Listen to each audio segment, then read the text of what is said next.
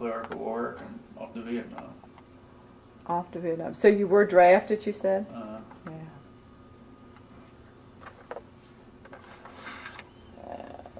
Kind of going to wash out with the light over here. See if I can turn this down a little bit.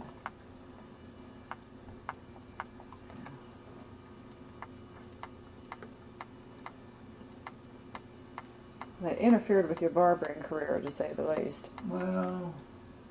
Well, in a sense, I wanted to serve my country, but in a sense, I wanted to. If I go to Barbary College and they can forget about me, that's fine. I want to go to. I was in school at that time, and they called me. So, like I said, I was working in a grocery store, working my way through Barbary College. The clerk, the Barbary College, and that.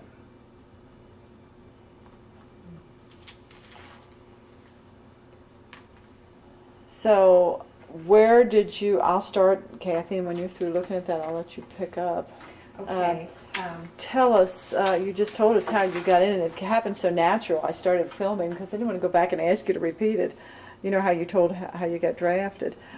When you did get drafted, where did you go for your boot camp? Fort Knox. Oh, to Fort Knox? Okay. And what was your emotion about this at this time?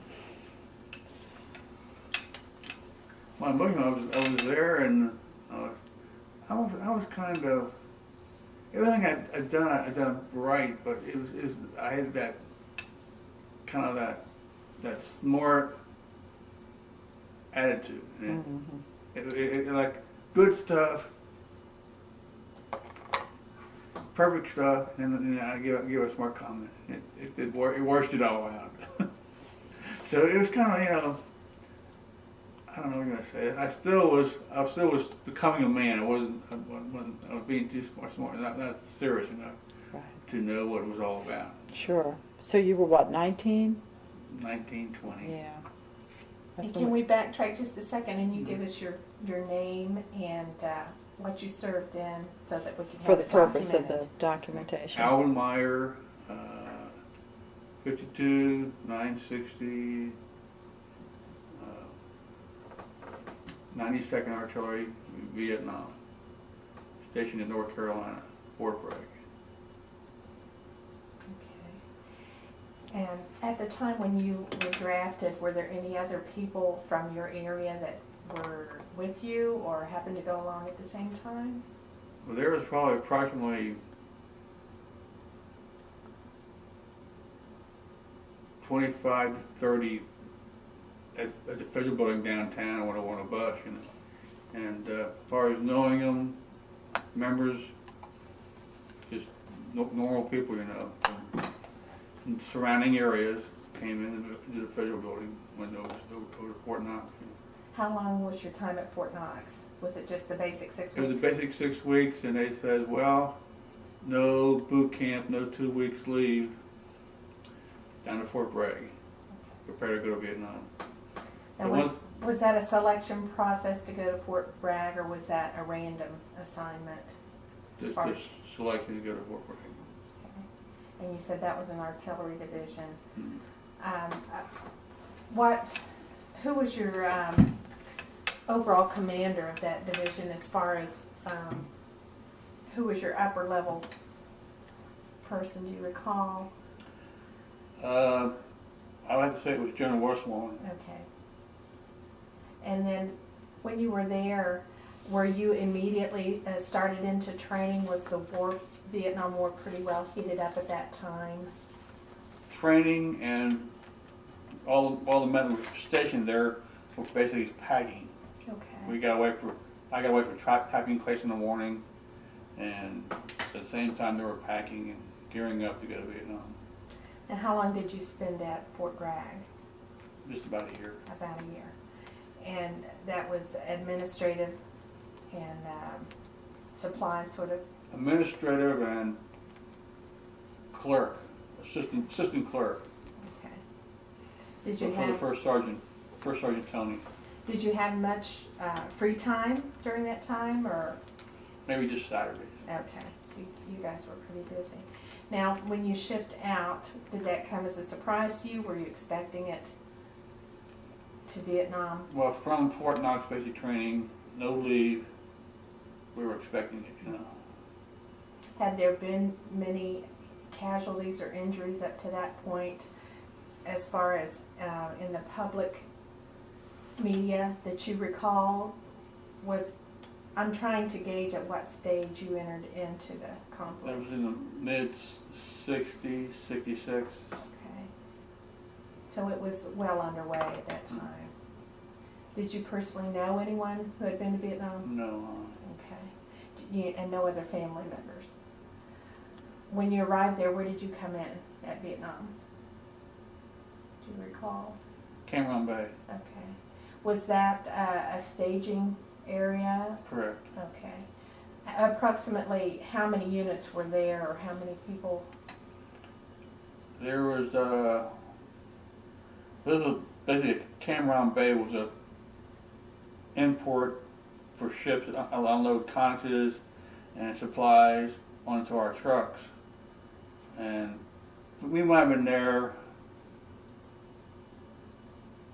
maybe a day, 2 days, but they had unloaded the ships and we went on out there, you know.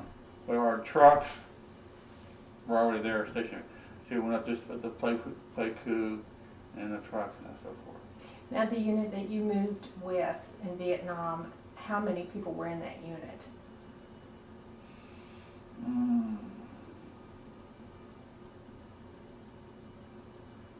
Maybe 500. Okay. Became a large group. Now, you arrived at Cam Ranh Bay, you left about a day later, and then where did you go? Artillery. Okay. And what occurred once you got there in Vietnam? Was it more of the same type of work that you did at Fort Bragg? Was it entirely different? It was there was bunker watch, there was muddy fields, there was 105 howitzer cannon firing, and You were under fire at that time, where you we're were. on support, you know, at that time. How long of a watch would you have to do for a bunker watch? How long of a period of time was that? That was an all-night watch. All night. Were you alone? Was there anyone with you? Oh, there's anywhere between, I think it was maximum four to five men in a bunker. Okay. And you took your shift, and then what would you do when you weren't taking your bunker watch shift? What did you do? You went ahead and did the same type of Clerical work and okay. running messages, and and also became a battery clerk, battery operator, and a driver. Okay. So I drove the captain, and I maintained his radio. Do you remember the captain's name? Captain Strauss. Okay. Do you recall whatever happened to him? Did he? He's somewhere up in Indiana. I'm Okay. guessing, you know, but I don't know for certain. Okay. When you were there and you said you were under fire somewhat, how long were you there? Or if you'd like to tell us in your own words, what happened at your time there? I was battery clerk, and Specialist Alan Perry Morris was the head clerk. I was assistant clerk, running a trade. And I'd run messages for him and do some light typing and so on and so forth. And when the captain needed his ride to another battalion, I would take my Jeep and transport him there, you know. And one night, I pulled very little KP, very little bunker watch, very little certain duties, you know. Like clean the latrine, that one was a no-no, you know. And one night, I was not assigned to a bunker. I was like leisurely walking, and I seen shadows in the distance. I seen these white robes, you know, jumping up in the air, you know, up and down the air again. I knew something was going on. So I just went around with the perimeter watch. It was like at least 500 yards around the bunker, you know. And I went around the bunker and told each man tonight was going to happen. Tonight they're out there, and be awake and don't just assume everything's okay. The men are out there. The BCs are out there. And I went back to my barracks, took my radio pack off. The only mistake I may have made was not informing the battalion or the TOC of the sighting, you know. I just went back to sleep. I informed my comrades. I went back to sleep, and then I was in my barracks that night. I was head on top of the head with a rocket, you know. I crushed an eggshell crater on top of my head. It paralyzed my left side. And that was pretty much it. And I was sent to Waterreed Hospital and received treatment for flesh wounds and surgery and so forth. And there I went to Waterreed Hospital with therapy, and from there, you know, operations and operations and therapy and operations. You probably have no memory of the attack as far as that goes? Basically what I told you is I heard the noise and the tin hitting the roof, and jumped out of bed. Okay, you guys, let's go. Let's get out of here. And a voice like that, you know, and bang. It was it, you know. Were other people injured that night? Oh yes. It was like it was a row of barracks, and we were like inside of a dirt wall. So it came right in. Apparently, headed out against the dirt wall and just blew straight on out. You know. So there were heavy casualties there. You don't have any idea. I remember it was a year and a half. Have you been able to contact any of the people that you served with, or did you have any The only urge to do one of the so? person I contacted was the Alvin Perry, brought me the plaque from Michigan, and his friend. I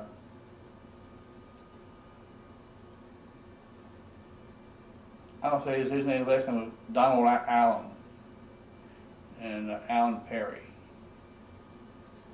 And one father, one father, he was a chiropractor in Michigan, and I think Donald, his father was deceased also. So they were friends. They came down, and I was glad I seen them. You know. Now, from the time that you arrived in Vietnam until you were injured, how long of a time was that? Was that several months? Not a follow-up question. From the time that you arrived at Cameron Bay until you were injured and sent back to the States, how long of a time period was that? According to records, it was approximately a year and a half. Okay, Oh, you were under quite a while. all right. Oh, You mean service? I think years of service is a year and 5 months. Okay. 5 months. Year in Vietnam, maybe 5 months. Okay, all right. That's still a long time to be over there. Yes. Had there been other attacks before this one that you were involved in, or had you been in a This pretty... was one of the first ones. Okay. There are other attacks where we used artillery support, but we didn't see the VC. We were shooting at the coordinates of the attack. You know, it was bombing. But when they came in and bombed us, that was one of the first. What, can you talk a little bit more about the job of your artillery unit as far as what were their responsibilities? What did your unit have to do? Support other fighting soldiers in the field. And how did they support them? And what? Through radio control, Okay.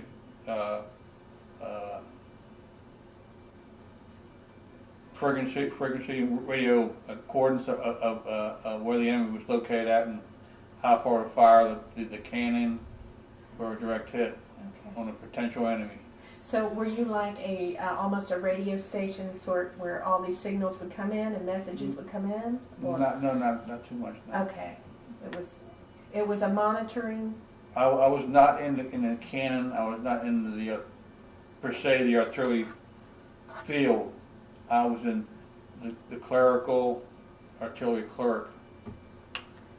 But your unit's responsibility was to monitor all these signals. Our unit was to what was known as supply sergeants. Okay. Supply, food, ammunition, water, new Whatever needed. tents, new trucks, repair old trucks, repair, maintenance, service battalion. We are in the service battalion. How hard was it to receive the supplies that you needed? Was it a long drawn out process or not? It was not too hard. Okay. So from the time that a request came in, it could be there in days, or depending what it was, probably. Pretty much, with food and everything was pretty well handled pretty good. Okay. When we came over here, enough dry powder and dry eggs, enough food on hand to make do. You know, when some food did come in, we know how to take care of it, how to use it. You know. But did you ever run completely out of things where you had to scrap around? Not really. Not that I recall. Okay. When you left there, do you have any recollection how long that unit was there? Was it there for the duration of the war? Or? I think so. Okay. So you got out in '67, I believe it said in your paperwork. So went on for quite several years then after that. Do you recall, I know it's probably hard a little bit, and whatever you'd like to discuss about your transition back to civilian life? Was it very difficult? I know you had the physical problems. I had the head injury, crushed the skull, eggshell crater, and there's kind of a good mood, a bad mood, lost my girlfriend, bad mood, depression, bad mood, therapy, good mood, ins and outs, you know. As far as being aware of, also had 11 brothers and sisters, so the family and the closeness, they were taking care of me. So it was pretty much, I was second oldest, so I was more up there. Once I got in with the family, I kind of blended in pretty good. And it wasn't that, but the only one time I went into depression, I never want to go through it again. And what brought it on, how it came on, I couldn't even begin to tell you how, but it just happened. Did you have to undergo speech therapy? Yeah, speech therapy. Okay, and then the physical therapy and all of that. Music lessons and singing and everything. So that took several months or a year or several years? I was at the Cincinnati Veterans Hospital and was more of an outpatient, home on weekends and back down on Sunday night, you know. Okay. That went on for So quite a it was while. approximately 14 miles from here, VA hospital. Okay. And that went on for several years? Oh, yes. Okay. I know a lot of people have talked about how we kind of have slighted the Vietnam veterans as they came back from war. Was it very bad for you returning? Like I said, As not far as the all, because public? I was more or less with my family, with my brothers and sisters, Okay. and as far as going out looking for a job, that was not my position. I was take care of myself, and rehabilitation and doctors was my field. You know, was my experience. You know, as far as looking for work, finding a wife, it wasn't there. So, you know. How did you meet your wife? She said she met you after. Well, You just met locally here. I met her at a, well, I was going to a church group, and met her through the church group, and it was a New Year's Eve party. It was a smokeless, non-alcoholic New Year's Eve party. And I was single and coming together. She was by herself. I was kind of, you know, matching right there, you know. And I was met through Lighthouse Community, and over St. Ignatius, and she was in this group, and I was in my group, you know, and we met at a College Hill Presbyterian Church, and it just happened, you know. It just worked out okay. And that, how soon after you came home from the war was that? Was that Oh, that was a while? That was quite a while. Okay. Is there something that you would like to tell us, an event you would like to share that we haven't talked about yet? Something about your service time that you would like to share with other people?